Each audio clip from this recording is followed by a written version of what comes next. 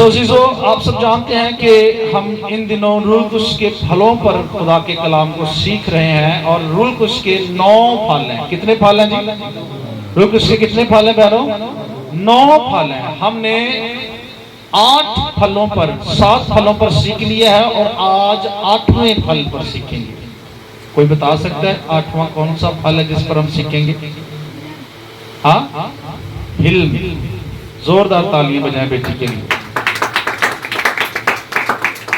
आज हम हिल्म पर सीखेंगे। रूह कुश का जो पहला फल है जिस पर हमने सीखा वो क्या था? मोहब्बत। दूसरा फल क्या था? खुशी, शाबाश। तीसरा फल क्या था?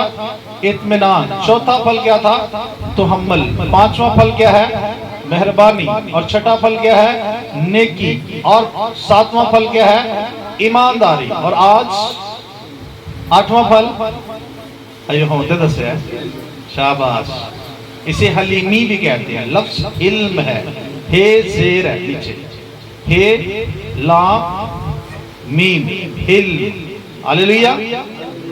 ये गलतियों के नाम पर रसूल का खत 5 बाब आयत नंबर 22 और 23 में लिखा है, मगर रूह का फल मोहब्बत, खुशी, इत्मीनान, तहम्मुल, मेहरबानी, नेकी, ईमानदारी, हिल्म, परहेजगारी है। लिखा है ऐसे कामों की शरीयत कोई मुखालिफ नहीं है। सब कहें आमीन। अजीजों, रूह कुश का फल हिल्म जो है ये हमारी जिंदगी में काम करता है और हमें अंदर से खूबसूरत बनाता है। हमें अंदर से क्या करता है? हमें अंदर से क्या करता है? खूबसूरत बनाता है। और ये याद रख लीजिए, अगर लफ्ज हिल्म की बात करें, आज हम ऐसे फल की बात कर रहे हैं जो हमें खूबसूरत बनाता है। ये हिल्म जो रूह कुश का फल है ये इंतहाई खूबसूरत है। हिल्म का मतलब है नरमी रखने वाला। हिल्म का मतलब क्या है?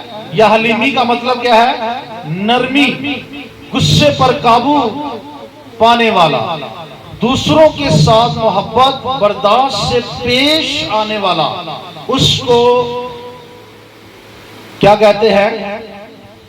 उसको हलीम कहते हैं, जिसके अंदर नरमी है, जो गुस्से पर काबू पा जाता, जो मोहब्बत करता है, जो दूसरों की बर्दाश्त करने वाला है, जो दूसरों की बर्दाश्त करता है, उसे क्या कहते हैं?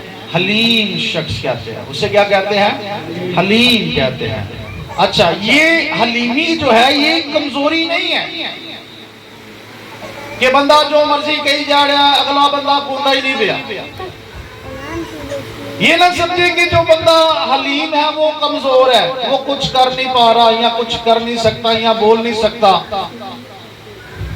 हलीम होना कमजोरी नहीं है, बल्कि अपने जज्बात पर काबू पाकर खुदा की मर्जी के मुताबिक चलना है। आमीन। हलीम होना कमजोरी नहीं है, बल्कि अपने जज्बात पर काबू पाकर खुदा की मर्जी के मुताबिक चलना है। आपको पता है खुदा की जो बड़ी सिफ्त है उसमें हलीमी है। खुदा में क्या है? मेरे पीछे बोलो, खुदा में क्या है? हलीमी है। खुदा खुद भी हलीम और रहीम है। क्या कभी ऐसा हुआ कि हमने कोई गलती की या कोई गुनाह किया, खुदा ने कोई रख के डंडा मारे? ऐसा हुआ? फौरन सजा मिली? कलाम में लिखा वो हमारे गुनाहों के मुताबिक हमसे सलूक नहीं करता, वो फौरन सजा नहीं देता, बल्कि तौबा के लिए इंसान को मौका देता है कि इंसान तौबा कर ले, इंसान अपने गुनाहों से बाज आए, इंसान अपनी बदी से बाज आए।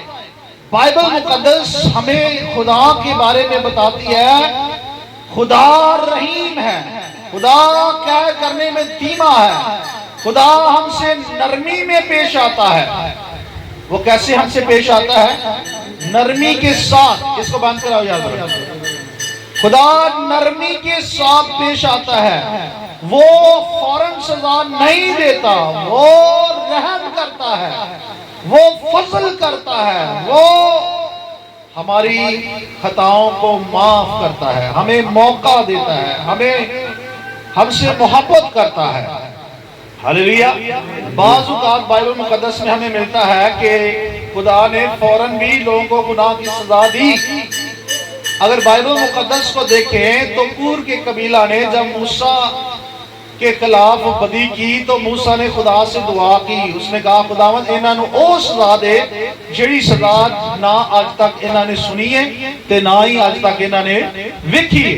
तो बाइबल मुक़द्दस में लिखा है खुदा ने हुक्म दिया और जमीन ने अपना मुंह खोला, जमीन का मुंह खुल गया और जमीन ने उनके तमाम लोगों को, उनके माल, उनके चुपाए, उनके बच्चे, उनके बुजुर्ग, सब कुछ जमीन ने निगल लिया और वो सारे के सारे जमीन के अंदर धंस गए और ऊपर से जमीन ने अपना मुंह बंद कर लिया। और अगर आप हननिया और सफीरा के वाकया को देखें तो खुदा ने उनको फौरन सजा दी। अगर आप उन 42 बच्चों को जिन्होंने अलीशा नबी के साथ जो है बदतमीजी की, खुदा ने उनको फौरन सजा दी। खुदा फौरन भी सजा देता है, लेकिन खुदा बहुत मर्तबा रहम करता है, वो फौरन सजा नहीं देता। लिखा है वो कहर करने में धीमा और शफकत में क्या है, घनी खुदा है। अगर हम खुदावंद यीशु मसीह की बात करें तो यीशु मसीह हलीमी की सबसे बड़ी मिसाल है। कई लोगों ने उस पर इल्जाम लगाया ना क्या है बदरूहा कर दिया, जादूगरी ना जादूगर है। ये बदरूहों के सरदार बालज़बूब की मदद से बदरूहों को निकालता है। कई लोगों ने उस पर झूठे इल्जाम लगाए, कई लोगों ने उसे अदालतों में घसीटा, कई लोगों ने उससे थप्पड़ मारे, उसे कोड़े मारे और उसके हाथों पैरों पर कील ठोके। और फिर भी मेरा और आपका यीशु कह रहा है, ऐ बाप इनको माफ कर। हलीमी की सबसे बड़ी मिसाल, हालांकि वो क्या नहीं कर सकता था। जब पतरस ने सरदार काहन के नौकर को कान पर तलवार चलाकर उसके कान को उड़ा दिया तो यीशु ने उसे कहा तू अपनी तलवार को म्यान में रख, क्योंकि जो तलवार से कत्ल करते हैं वो तलवार से कत्ल होंगे। क्या तू नहीं जानता कि मेरे बाप के पास 12 तुमन से भी ज्यादा फरिश्ते हैं, और अगर मैं किसी को कहूं तो वो अभी दे अपने फरिश्ते को भेजे। और आप बाइबल मुक़द्दस में देखें मिस्र के अंदर खुदा का एक फरिश्ता रात को गया था और तमाम मिस्री इंसानों हैवानों के पिलोठे उस एक फरिश्तों ने मार के रख दिए। और बाइबल मुक़द्दस में दाऊद के जमाना में एक फरिश्ते ने 1,85,000 मर्दों को रातों रात कत्ल कर दिया।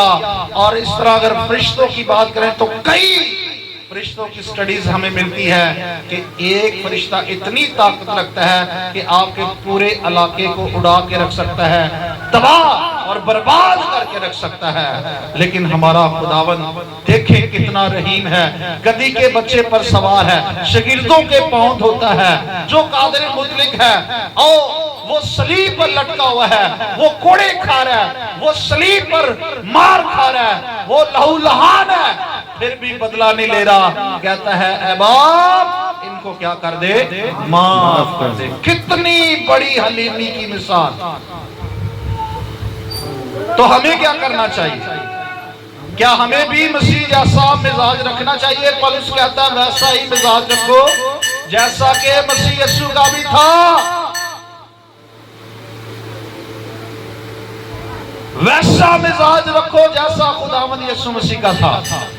कहता है वो बदी के बदले किसी के साथ बदी नहीं करता था, वो गाली के बदले किसी को गाली नहीं देता था। मेरे अजीज बहनों भाइयों, हलीम शख्स जो है वो दूसरों से बदला नहीं लेता। हलीम शख्स जो है बदले की आग अपने अंदर नहीं रखता। हलीम शख्स जो है वो बर्दाश्त करता है और अपने मामलात को खुदा पर छोड़ देता है। हालेलुया। असल हलीमी ये नहीं कि जुल्म के जवाब में भी हम जुल्म करें। असल हलीमी ये है कि जुल्म के बदले मोहब्बत करें, माफी का नमूना पेश करें, माफ कर दें। खुदा पर छोड़ दें। कलाम में लिखा है खुदा ने कहा बदला लेना तेरा काम नहीं बल्कि मेरा काम है। अगर हम गिनती की किताब 12वें बाब की 30वीं आयत को पढ़े तो मुकद्दस मूसा जैसा हलीम शख्स हमें पूरी दुनिया में नजर नहीं आता। लेकिन हर मूसा रूहे जमीन के सब आदमियों से ज्यादा हलीम था। क्या था? क्या था? हलीम था।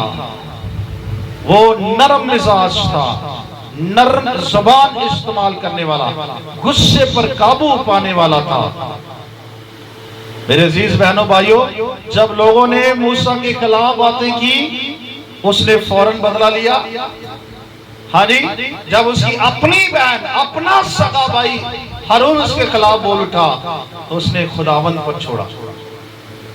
आपको पता है लोगों को वो गुलामी से निकाल कर ले आया। लोग की फिर कहते ओ मूसा तो सानू कितने लाया, सानू मिस्र दे खीरे याद आते, सानू मिस्र दे गंढे याद आते हैं, हमें मछली याद आती है। हाँ, हम वापस जाना चाहते हैं। खुदा उनको गुलामी से निकाल कर लाया, खुदा उनको गंदगी से निकाल कर लाया, खुदा उनको बुराई से निकाल कर लाया, लेकिन वो क्या करना चाहते हैं? वो वापस उस गंदगी में, गुनाह में जाना चाहते हैं। मेरे अजीज बहनों भाइयों, खुदावंद ने बाइबल मुकद्दस में लिखा है मूसा के लिए खुदा बोलता था। मूसा के लिए कौन बोलता था? खुदा बोलता था। जब वो मूसा पर बुड़बुड़ाते, लिखा है आग उनको लश्करगाह के एक किनारे से जलाना शुरू कर देती। कभी खुदा सांपों को भेज रहा है, जलाने वाले सांपों, कभी खुदा सांपों से जवाब दे रहा है, कभी खुदा आग से जवाब दे रहा है, कभी खुदा पहाड़ से धुएं की शक्ल में आग से धुएं से बोल रहा है, और खुदा अपने बंदा का इंसाफ करता था। मेरे अजीजों, हलीम होना ये खुदा की बहुत बड़ी बरकत है। हलीम होना खुदा की क्या है? बहुत बड़ी बरकत है। हलीम इंसान अपने हक के लिए लड़ता नहीं बल्कि खुदा पर भरोसा रखता है। हलीम इंसान अपने हक के लिए लड़ता नहीं बल्कि वो किस पर भरोसा रखता है? खुदा पर। खुदा उनका इंसाफ करता है जो खुदा पर छोड़ते हैं। आपको पता है कई दफा हम लोगों को देखते हैं जो दूसरों के साथ ज्यादती करते हैं, दूसरों का हक खा जाते हैं, दूसरों का पैसा खा जाते हैं, माल खा जाते हैं, दूसरों के साथ नाइंसाफी करते हैं, और वो बड़ी शान और शौकत से रह रहे होते हैं, बड़ा खुशबाज, टिप टाप कपड़े शपड़े, उरा पुरा, आना जाना, खाना पीना सब। लेकिन याद रखिए ये चीजें आर्जी हैं। कलामे खुदा में लिखा है तू शरीरां दा हाल अपनिया अखां नाल वेखेगा। जो खुदा पर भरोसा रखते हैं खुदा उनका इंसाफ करता है। हलीम शख्स जो है वो गुस्से को काबू में रखता है। अगर हम बाइबल मुकद्दस को देखें, वास की किताब 7 बाब की 9वीं आयत में लिखा है तू अपने जी में खफा होने में जल्दबाजी ना कर। लिखा है तू अपने जी में खफा होने में जल्दी ना कर, क्योंकि खफगी अहमकों के सीने में रहती है। तो अपने जी में खफा होने में जल्दी। कई दफा लोग इनू नाराज नहीं करना है, टिंड तो रेड़ पैदा जे आंदे ना, खास कर कोई शादी ब्याह होए ना ते कहंदे ने जी इन्हां नूं पहले बुला लियो, इन्हां नूं पहले कार्ड भेज दियो, इन्हां नूं पहले दस दियो टिंड ते रेड़ पैंदे, निक्की गल तो रेड़ पैंदे। तो खुदा के कलाम में जो बार बार निकी निकी गल्लां तो नाराज हो जाते ने, मुंह बना लेंदे ने, खुदा के कलाम में लिखा है तू अपने जी में खफा होने में जल्दी ना कर, क्योंकि खफगी अहमकों के सीने में रहती है। जिंदगी में हमें रोज ऐसे हालात मिलते हैं जहां हमें गुस्सा आता है ना? गुस्सा कितने लोग गुस्सा आता है? कई नहीं आता, जिन्होंने नहीं आता टेस्ट कराओ जाके, आज ही कराओ, ये बंदे से आना चाहिए गुस्सा। कलाम में लिखा खुदावन ने कहा गुस्सा करो पर गुनाह ना करो। कई बार घर में मियां बीवी में आपस में गुस्सा, आपस में तल्ख कलामी हो जाती है, आपस में, घर में, बहन भाइयों में, पड़ोसियों में, रिश्तेदारों में, कई दफा कलीसिया में आपस में लोगों की नोकझोंक हो जाती है। तो क्या करना चाहिए? बर्दाश्त करना चाहिए। भाई परवेज जोरदार तालियां बजाइए। नरमी के साथ लिखा है सूरज गरूब होने से पहले तुम्हारी खफगी दूर हो जाए। और लिखा है अगर तू कुर्बान गाह पर जाए और तुझे वहां याद आए कि तेरे भाई को तुझसे कुछ शिकायत है तो कुर्बानी छोड़, पहले भाई को मना। लिखा है हुक्म मानना कुर्बानी चढ़ाने से बेहतर है। हालेलुया। मेरे अजीज बहनों भाइयों, खफगी नहीं रहनी चाहिए। अगर शौहर बीवी के साथ कई महीनों दिनों खफगी में है तो आप शैतान को मौका दे रहे हैं। अगर बीवी कई महीनों दिनों खफगी में है, आप शैतान को मौका दे रहे हैं। अगर बच्चे माँ बाप के साथ कई दिनों महीनों खफगी में है, नाराजगी में है, कलीसिया में एक दूसरे के साथ नाराजगी में है, आप अबलीस को मौका दे रहे हो। बाइबल में लिखा है अबलीस को मौका ना दो। हलीमी ताल्लुकात को बेहतर बनाती है। याद रखिए, जब हम हलीम होते हैं तो घर में मोहब्बत बढ़ती है, दोस्तों में मोहब्बत बढ़ती है, कलीसिया में मोहब्बत बढ़ती है, अमन सुकून होता है। हलीम होना इंसान को इंतहाई जरूरी है। इमसाल 15वें बाब की पहली आयत पढ़ी तो लिखा है नरम जवाब कहर को दूर कर देता है, पर कराहत बातें गजब अंगेज हैं। हालेलुया। क्या लिखा है? नरम जवाब कहर को दूर कर देता है। कई दफा मैं एक फैमिली में गया तो वो दोनों मियाँ बीवी आपस में ना थोड़ा जा निकी निकी गल तो नोक चोक करन दे। वो बंदा छेती कर कदम आदे ने उन्होंने बुला लिया ते कीता कख भी नहीं ते काम नहीं पाया। तू भी तू भी कुछ कर लेना। तो जैसा उसने बोला वैसा ही जवाब अगर आ रहा है तो क्या होगा? वो हौली हौली गर्मी सर्दी वादी गई। अगर कोई गुस्से में बात कर रहा है, कोई शौहर कर रहा है या बीवी कर रही है, घर में कोई एक बंदा गुस्से में है तो दूसरा उस गुस्से का जवाब जो है वो नरमी से दे। आप देखिए चंद मिनटों में, चंद सेकंडों के अंदर वो गुस्से वाली स्पिरिट जाती रहेगी और आपके नरम जवाब, आपकी हलीमी, आपकी सादगी उस पर जो है वो काबू करेगी और वो जो लड़ाई की स्पिरिट है, झगड़े की स्पिरिट है, वो जाती रहेगी। नरम जवाब कहर को दूर कर देता है। अगर एक बंदा गर्मी के साथ, गुस्से के साथ बोल रहा है तो दूसरा नरमी इख्तियार करे। नरम जवाब देने से माहौल जो है वो बरकरार रहेगा, ठीक रहेगा। Hallelujah, hallelujah. हलीम या हलीमी या हिल रुख उसका वो फल है जो इंसान को खूबसूरत बनाता है।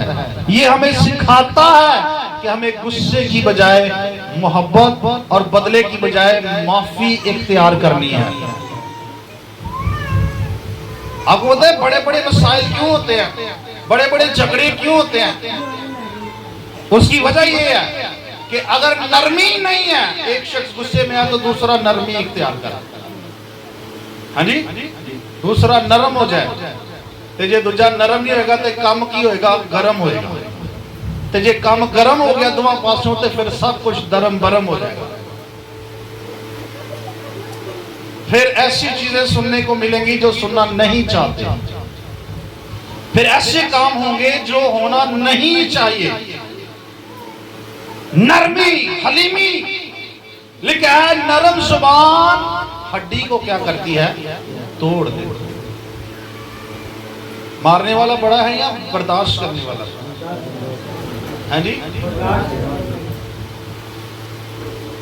तो मैंने बताया बाइबल मुकद्दस में लिखा है, यीशु ने कहा तुम उनके फलों से उन्हें क्या करोगे? पहचान लोगे। आज दुनिया मोर्चों से पहचान रही है। जिन्हीं महल्ले से बड़ी गलबात है, भावे लोगों ने लुट लुट के ओदा बेड़ा गर्क किया है। आज वेदन जी को गड्डी है ऐसे नहीं पता चलेगा, उनके कामों से। लिखा तुम उनके कामों से उन्हें पहचान जाओगे। पिछले दिनों मैं सिखा रहा था, इंसान जो बोलता है इंसान वो नहीं होता, इंसान जो करता है इंसान वो होता है। इंसान के काम बताते हैं, कामों से पहचाने आप लोगों को। गल्ला ना नहीं, गल्ला तो लोग की बढ़िया बढ़िया कर देने, कामों से पहचाने, काम कैसे है। Hallelujah hallelujah. सो हलीमी इख्तियार करें। हलीमी खुदावंद को पसंद है, क्योंकि खुदा खुद हलीम और रहीम खुदा है। खुदा खुद वफादार खुदा है, खुदा खुद कादिर मुतलक, खुदा खुद रहम करता है, खुदा खुद माफ करता है। लिखा है वो हमारे गुनाहों के माफी हमसे सलूक नहीं करता है। आइए अपने कदमों पे खड़े हो जाए।